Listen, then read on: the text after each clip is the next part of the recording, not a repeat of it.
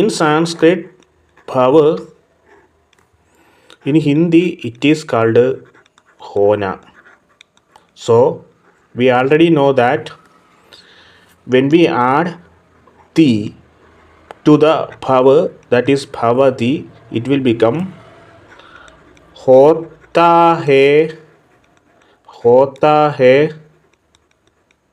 और होती है, होता है और होती है. Then bhava indi, bhavandi, it will become होते हाइम,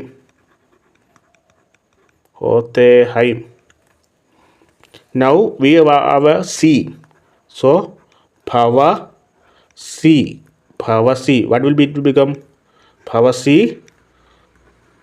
तुम होता हो, तुम होता हो. That is bhava C. Then we have a letter sound called da. Bhavada. Bhavada is तुम लोग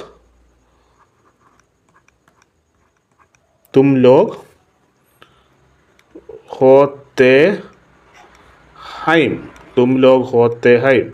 Then we have ami, that is bhavami, bhavami. You can say that. What will become bhavami?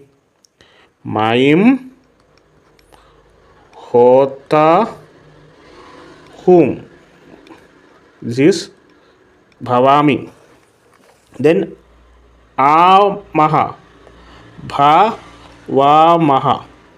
What will become? हम होते हैं. This is the, we introduced nothing new concept. This is only the old concept, that is bhava is the verb and add ti, it will become hota ta hai or ti hai. Hindi will gives you te hain. C for tum, hota ho. Da for tum log, hote hain. Ami for maim, hota hum.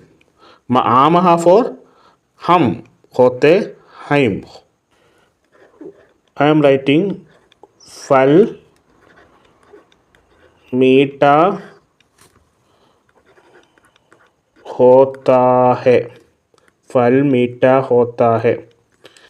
In Sanskrit, फल फलम, मधुरम मधुरम, होता है भवति, फलम मधुरम भवति. Next one, लोग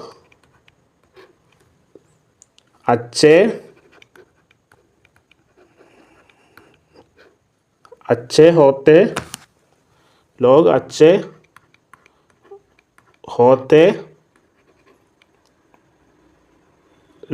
होते हैं. How it will in Sanskrit will look like?